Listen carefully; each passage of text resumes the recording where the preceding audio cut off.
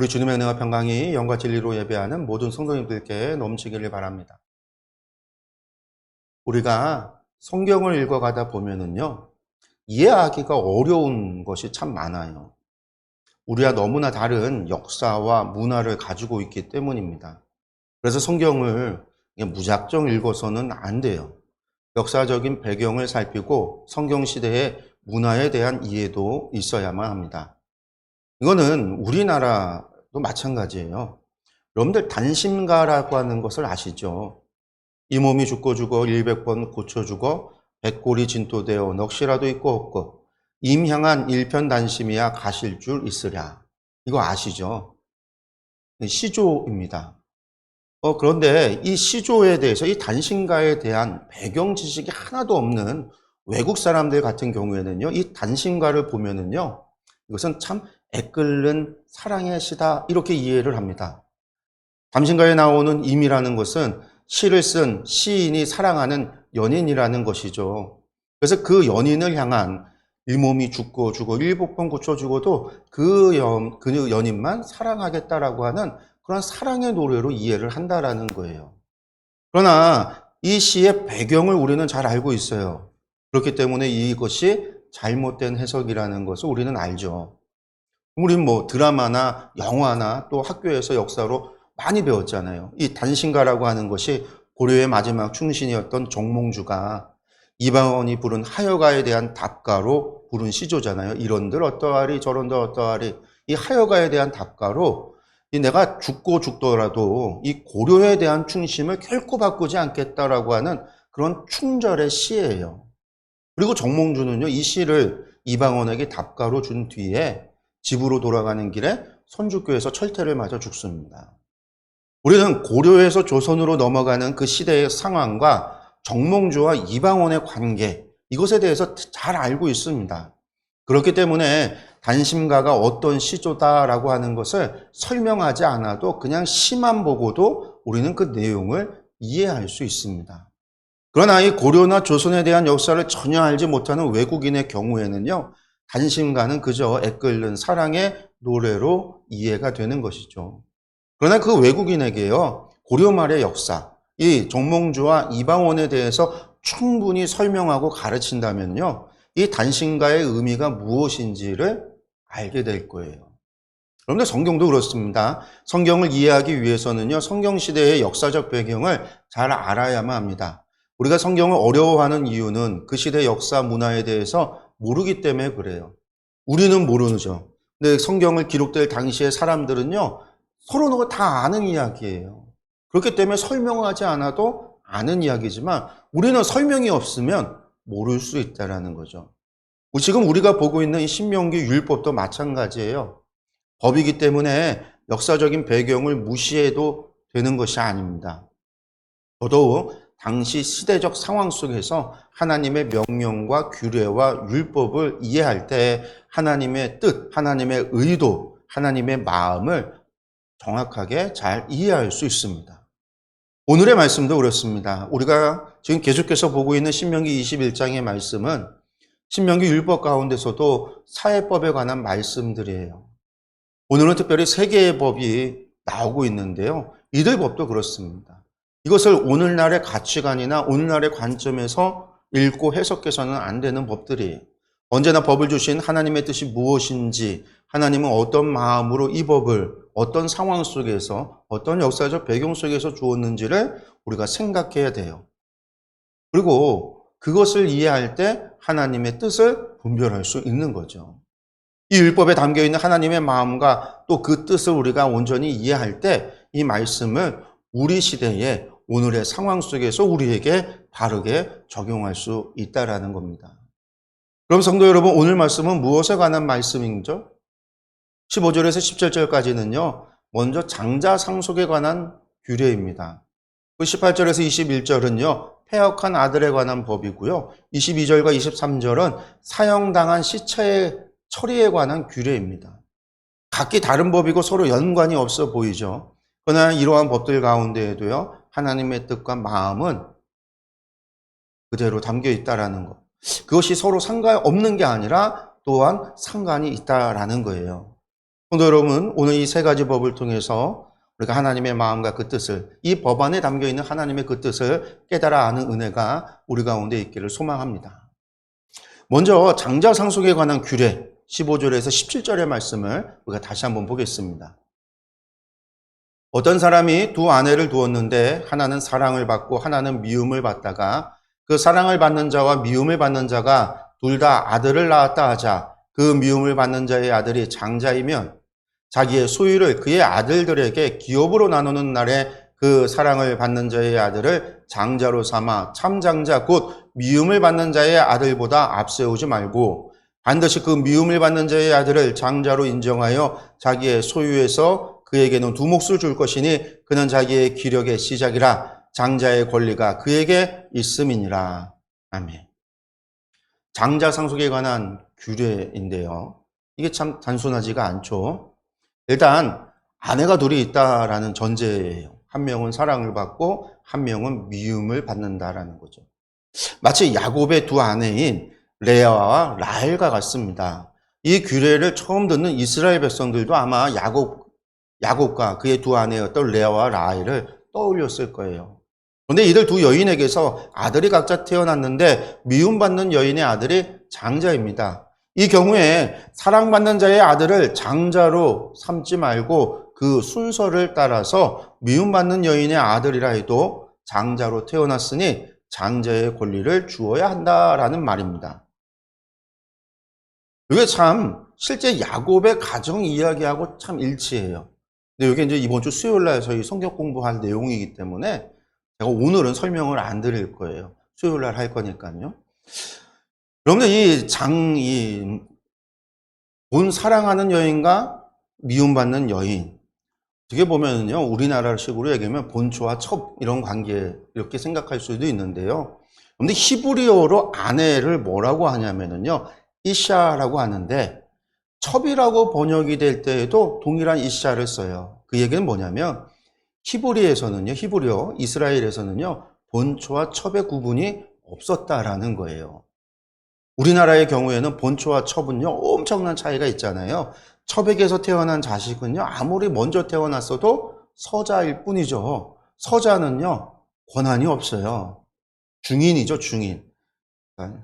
양반과 평민 사이의 중인 정도가 서자라는 거예요. 엄청난 차별을 받죠. 그러나 이스라엘에서는요, 본초와 첩에 차이가 없어요. 그냥 다 이샤일 뿐이에요. 레아도 이샤고 라헬도 있어요. 그 둘의 여종들이었던 비랴와 그 둘도 다 이샤예요. 야곱의 아내라는 거죠. 그래서 늦게 아내가 됐다고 해서 차별을 받지 않습니다.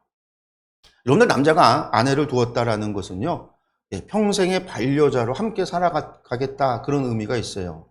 그러나 남편의 마음이 바뀌어서 다른 아내를 더 사랑하게 되는 경우가 있을 수 있다는 거죠. 오늘날과 같이 일부 일처의 시대가 아닙니다. 성경 시대는. 그러다 보니까 아내를 더 두는 경우에 이것이 윤리적으로 옳다 그러다 할 필요가 없는 거예요. 그런 경우가 있다라는 것이고, 그렇게 사랑을 받는 아내와 사랑받지 못하는 아내가 생길 수 있다라는 거예요. 그러나 하나님께서는요, 그러한 경우가 생기더라도 그 자식까지 차별을 두어서는 안 된다. 이렇게 오늘 규례로, 법으로 정하신 겁니다. 아무리 미움받는 아내라 할지라도, 사랑받지 못하는 아내라 할지라도 그에게서 태어난 아들의 장자라고 한다면 당연히 장자의 권한을 받아야 한다라는 것이죠. 그런데 고대 사회에서 장자에게 상속하는 것은 아버지의 고유 권한입니다. 당연히 자기가 더 사랑하고 더 마음이 가는 자식에게 더 많은 것을 상속할 수 있습니다. 그것이 구약 성경이 쓰여졌던 시대에는요, 너무나 당연시 여겨졌던 일들이에요. 그런데 하나님께서는 세상이 당연하게 여기던 것을 지금 거부하고 말씀하고 있습니다. 미움받는 아내의 자식이라 할지라도 장자로 태어났으면 반드시 장자의 권리를 따라서 상속을 받아야 한다라고 법으로 정하신 거예요. 성도 여러분, 이 말씀이 도대체 오늘 우리에게 무슨 관련이 있을까요? 오늘의 말씀이 주장하는 규례를 우리가 조금 일반화한다 하면 다음과 같이 말할 수 있습니다. 하나님께서는 부모의 상황과 상관없이 자녀에게 정당한 권한을 보장하신다라고 말할 수 있습니다. 그렇습니다. 우리가 이스라엘 백성이 아니고 아브라함의 후손이 아니라고 할지라도 예수 그리스도를 믿음으로 하나님의 자녀가 된 이상 하나님께서는요, 우리를 이스라엘과 차별하지 않으신다라고 우리는 말할 수 있습니다. 혹은요, 어떤 가정은 3대, 4대를 이어가는 믿음의 가정이 있지만 또 어떤 집안은요, 한 집안에 첫 열매가 되신 분들도 있어요. 그러나 하나님께서는 부모의 상황, 즉 부모가 믿음이 있느냐, 믿음이 없느냐를 보시고 차별하지 않으신다라는 거예요. 우리는 그렇게도 오늘의 말씀으로 이해할 수 있는 거예요. 성도 여러분, 하나님께서 우리를 믿음의 자녀로 삼아주셨습니다. 우리가 하나님의 자녀가 된 것은요, 예수 그리스도의 십자가의 은혜로 말미암은 일이에요. 그래서 사도 바울은 갈라디아서 3장 29절에서 너희가 그리스도의 것이면 곧 아브라함의 자손이요 약속대로 유업을 이을 자다라고 말씀합니다. 그렇습니다. 우리는 모두 믿음 안에서 아브라함의 자손이고 그 약속의 유업을 잇는 자들이에요. 여러분들, 유업을 잇는 자라는 게 장자의 권한이에요. 이것은 하나님께서 정하신 법이고 하나님께서는 이에 대해서 결코 차별이 없으십니다. 성도 여러분, 차별이 없으신 하나님, 지난주에도 제가 이것을 가지고 말씀을 드렸잖아요. 우리 하나님은 차별이 없어요. 우리를 자녀 삼아주신 하나님, 우리에게 유업을 맡기신 하나님, 그 하나님을 믿으시기 바랍니다. 우리 모두는 하나님의 자녀입니다. 먼저 믿었건 나중에 믿었건, 내가 이스라엘 민족이건 이스라엘 민족이 아니건 차이가 없어요. 우리 신천지들은요, 그걸 모르잖아요. 그러니까 빌리 집하고 무슨 마태 집하고 무슨 지파 만들어서 그 요한계시록에 나오는 12지파 12,000명씩 이야기하는 그 지파라고 이름 붙여서 자신들이 그 지파라고 이야기하고 있어요. 저는 그 지파 아니어도 상관없어요. 우리 하나님 차별이 없으시다라는 거예요. 우리의 부모의 상황에 따라서 하나님께서 복 주시는 것이 아니라 우리의 믿음을 따라서 하나님은 우리에게 복을 주시는 분이시다라는 거죠. 그 하나님은요, 우리에게도 유업을 맡기셨다라는 거예요. 또한 영원한 하나님의 나라를 약속하셨다라는 거예요.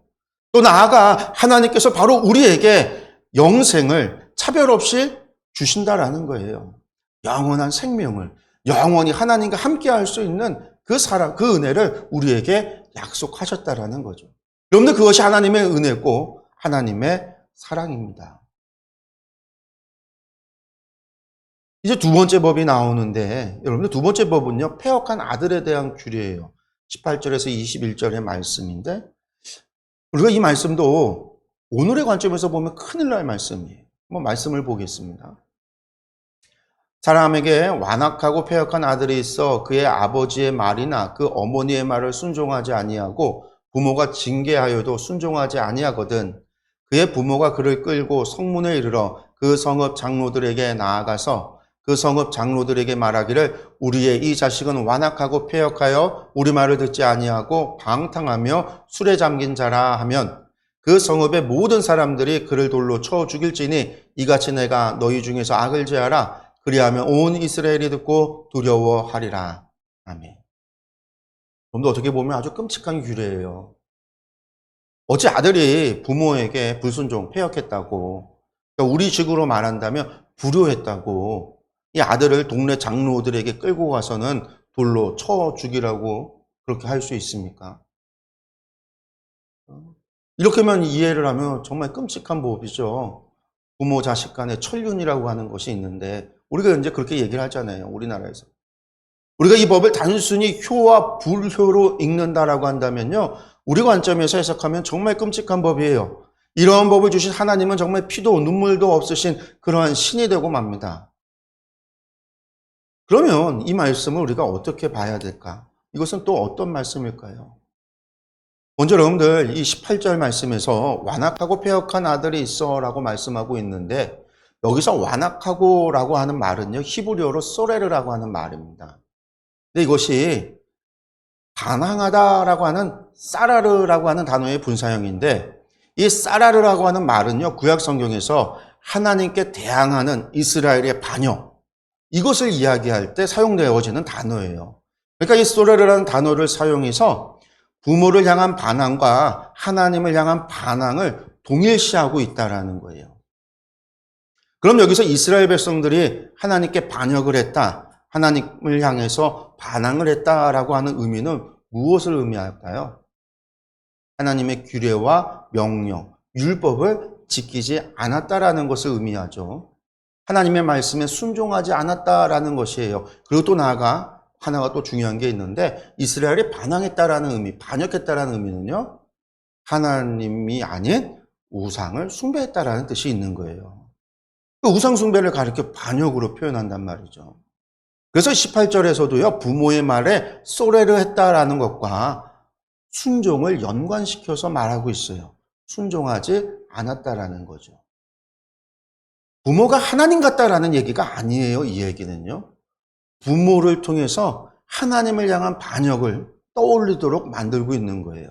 근데 그것은요, 그 뒤에 이어지는 이야기 속에서도 우리가 그것을 알 수 있어요. 보면요, 다음에 장로들 앞에서 부모가 아들을 고소하는 이야기가 나오는데, 이때 아들을 뭐라고 이야기하냐면요, 방탕하다라고 말해요. 그러니까 술 먹고 방탕하니까 애가 그냥 술만 먹으면 술주정하고 아주 그냥 개차반과 같이 산다, 그런 의미가 아니라요, 이 방탕하다라는 말은요, 번역이 방탕하다라고 했는데 사실 히브리어로 졸렐이라고 하는데, 이 의미는 뭐냐면 무가치하다라는 뜻이에요.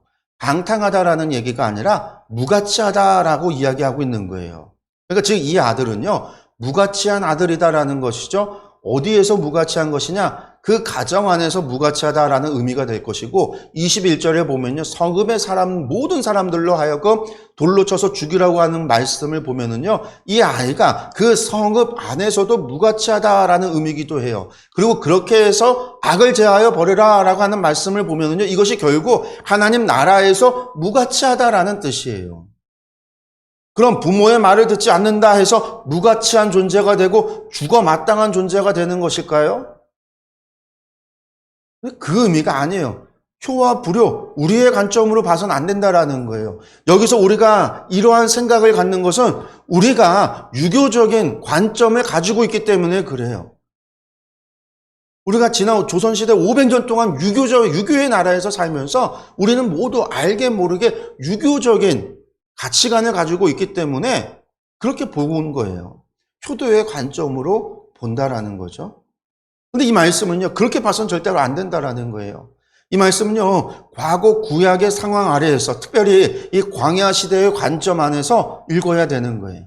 여러분들, 하나님께서 부모의 말씀을 듣지 않는 것을 하나님께 대한 반역으로, 또 그것을 하나님 나라에 무가치한 것으로, 그리고 나아가서 이것을 악으로 정하시는 거는요, 효도의 관점이 아니에요. 성도 여러분, 당시 교육을 담당하는 사람이 누구였어요? 여러분들, 당시 광야 시대, 그 시대에, 또 이스라엘 그 이후 시대에도 마찬가지예요. 학교가 있어서 교사가 있었을까요? 유치원이 있고 초등학교가 있고 중학교가 있고 고등학교가 있었을까요? 우리 주일학교가 있어서 주일에 말씀을 가르치고 전할까요? 여러분들, 성경책이 있어서 그것을 보고 읽을 수가 있었을까요? 그렇지 않죠. 당시에는 책도 없었고 문자도 없었어요. 광야시대 이때는요, 히브리어라고 하는 언어는 있었지만, 말은 있었지만 말을 기록하는 문자를 가지고 있지 않았어요. 그런 당시에 어떻게 아브라함과 이삭과 야곱의 하나님에 대해서 교육할 수 있었을까요? 어떻게 하나님의 말씀을 배우고 익힐까요? 하나님께서 토라를 주셨는데 이 토라를 어떻게 가르쳐 지켰을까요? 우리가 여기에 초점을 맞춰야 되는 거예요. 여러분들, 이 모든 일을 하는 사람이 부모예요. 부모가 자녀에게 하나님 섬기는 법을, 하나님을 경외하는 법을 가르쳐야 했습니다. 부모가 하나님께서 명하신 명령과 규례와 법을 그 자식들에게 가르쳐 지키게 해야 했습니다. 이러한 부모의 의무와 부모 교육에 관한 것이 잘 나타나는 것이 바로 신명기에 있어요. 바로 신명기 쉐마죠. 머리에 관을 쓰고 손목에 표를 삼아 앉아 있을 때든지 길을 갈 때든지 자리에 누웠을 때든지 그 부모는요, 자녀에게 하나님은 유일하신 하나님이고 하나님을 사랑해야 됨을, 마음을 다하고 뜻을 다하고 정성을 다하여 하나님 사랑하는 법을, 하나님 경외하는 법을 가르쳐 지키게 해야 했다라는 겁니다. 여러분들 지금 하나님께서 18절에서 21절에 하시는 말씀이 바로 이것에 관한 말씀이에요. 단순히 효부료가 아니라 부모가 하나님 경외하는 법을 가르치는데 자녀가 그것을 거부한다라는 거죠. 하나님의 말씀을 무시하고 하나님을 믿지 않아요. 하나님의 규례와 법도와 명령을 무시해요. 소래를 했다라는 거예요. 반항하고 반역했다라는 거예요. 하나님께 드리는 예배를 거부하고 하나님의 명령과 규례와 율법을 지키지 않고 나아가 우상을 섬기고 우상을 따랐다라는 거예요. 여러분들 그러한 자녀를 향해서 패역하다라고 말하는 것, 반역했다라고 말하는 것이고요. 그런 자식을 하나님 나라에서 무가치한 자식, 솔레리라고 이야기하는 것이에요. 그러한 사람은요, 당연히 주변에 영향력을 행사하기 때문에 하나님께 반역하도록 하기 때문에 우상숭배를 퍼뜨리기 때문에 당연히 그런 사람들은 악으로 정의되어질 수밖에 없는 거고 그러한 악은 제거되어야 된다라는 거예요. 모든 사람들이 돌로 쳐 죽임으로써 온 이스라엘의 본으로 삼으라는 겁니다. 그러면 두려움에라도 부모로부터 잘 교육을 받을 테니 말입니다. 그렇게 해서라도 하나님 경외하는 법을 배울 테니까 말입니다. 근데 부모 하나님을 경외하는 법을 가르침에 있어서 타협이 있어서는 안 돼요. 오늘날에 자녀를 훈계하는 법에 있어서 이젠 훈계하는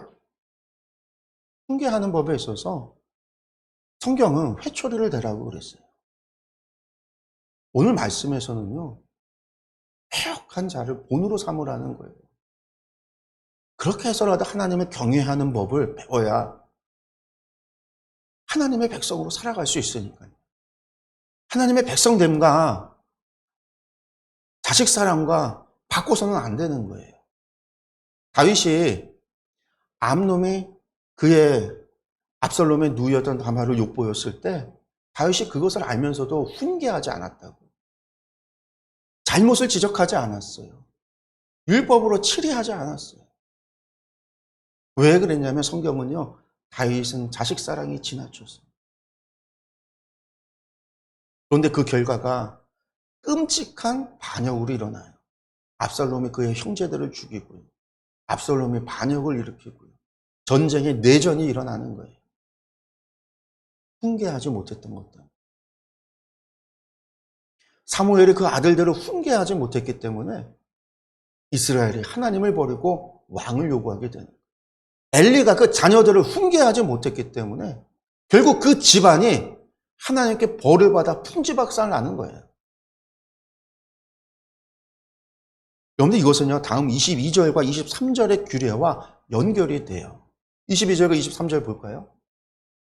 사람이 만일 죽을 죄를 범함으로 내가 그를 죽여 나무 위에 달거든 그 시체를 나무 위에 밤새도록 두지 말고 그날에 장사하여 내 하나님 여호와께서 내게 기업으로 주시는 땅을 더럽히지 말라. 나무에 달린 자는 하나님께 저주를 받았음이니라. 아멘. 여러분 22절 시작이 사람이 만일 죽을 죄를 범함으로 라고 해서 앞의 말씀과 끊어진 독립된 말씀으로 읽혀지죠. 근데 그 뒤에 내가 그를 죽여 나무 위에 달거든 이라는 말씀을요, 히브리어를 그대로 직역을 하면요, 그리고 그가 처형당할 것이다. 그러면 내가 그를 나무 위에 달라 이렇게 돼요. 즉 나무에 달아 죽이라는 것이 아니라 죽은 시체를요 나무 위에 달으라는 얘기예요. 그 얘기는 뭐냐면 이거는 본이 되게 하는 거거든요. 죽은 자를 매다는 것은요 본보기로 삼는 거예요. 사람들에게 죽은 자를 알리는 거죠. 그 사람이 왜 죽었는지를 알리는 거예요. 다른 사람들에게 율법을 어기는 죄에 대한 경각심을 일깨우기 위해서 행하는 일이에요. 또한 이미 죽은 자를 나무 위에 달아서 사람들에게 본보기로 삼는 것은요, 그 죽은 자에게 치욕을 더하는 것이기도 해요. 그러면 그 사람은 왜 죽었어야 될까요? 죽어 마땅한 죄를 지었기 때문이죠. 레위기의 율법에는요, 반드시 죽여야 하는 죄들이 있어요.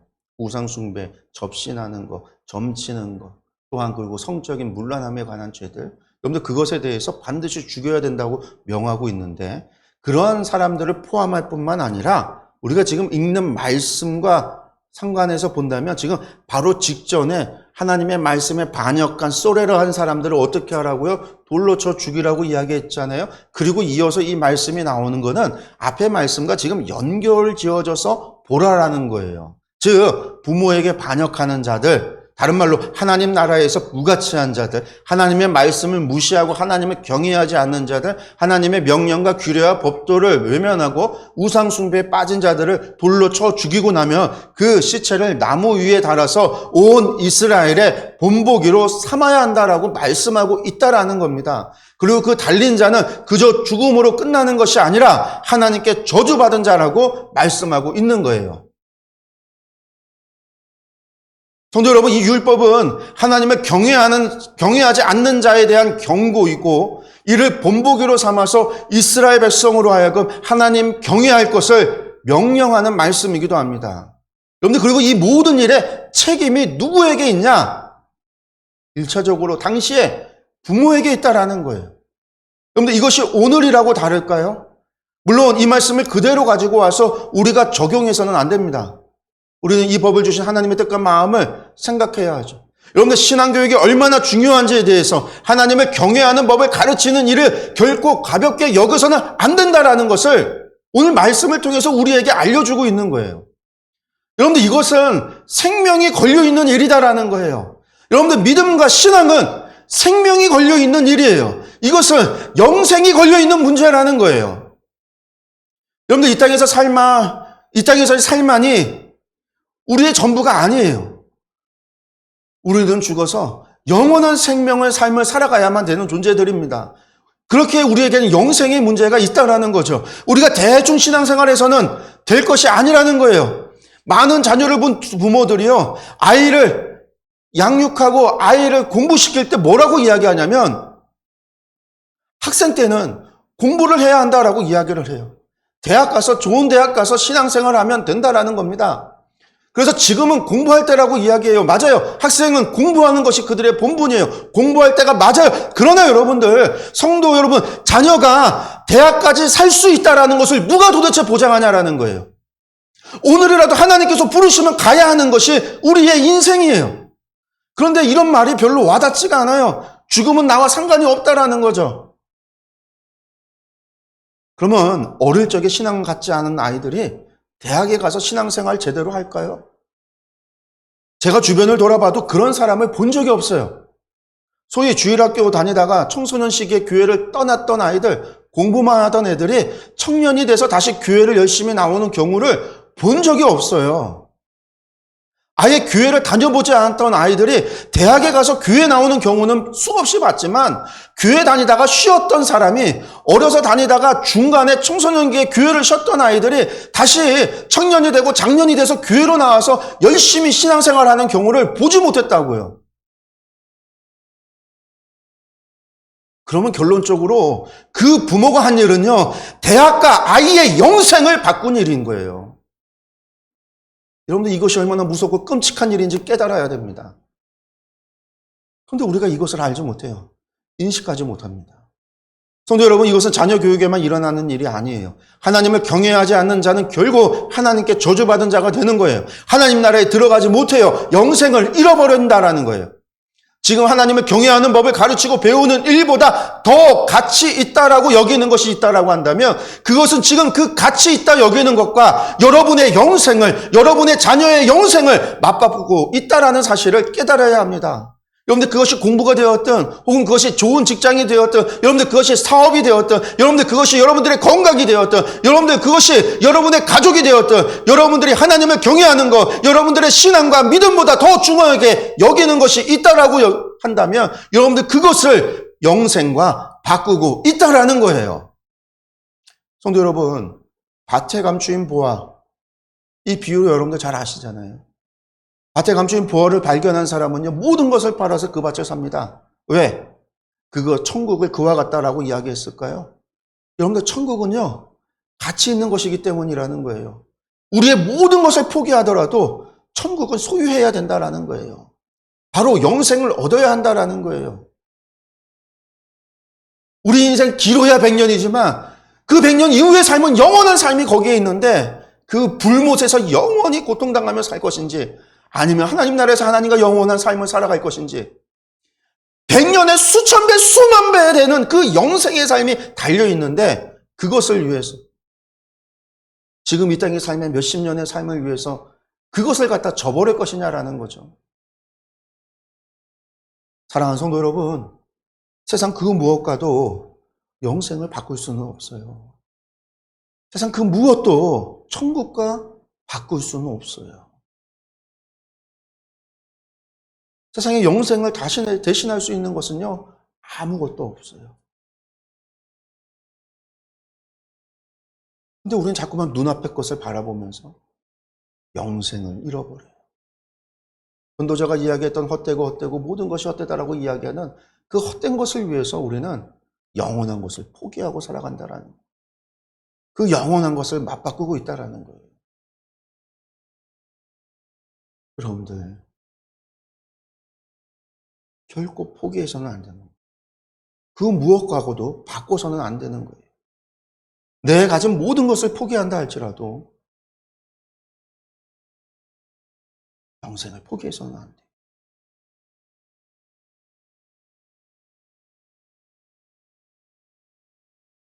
그런데 간절히 영원한 생명을 하나님의 나라를 소망하시기 바라겠습니다.